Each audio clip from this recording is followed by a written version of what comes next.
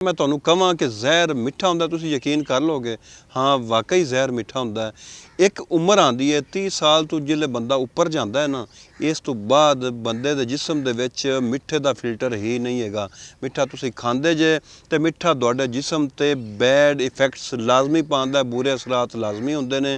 तुसीं बिला वजह मिसाल जिंदी तुहानू जरूरत नहीं है, अगर जरूरत भी है तो मिठे तो परहेज़ करो, वरना वक्त गुजरन दे नाल नाल एक वक्त आएगा खुदा न खास्ता तुहाडे जिगर दा मसला बन जाएगा, फैटी लीवर दा मसला, गुरदियां दा मसला और शुगर दा मसला।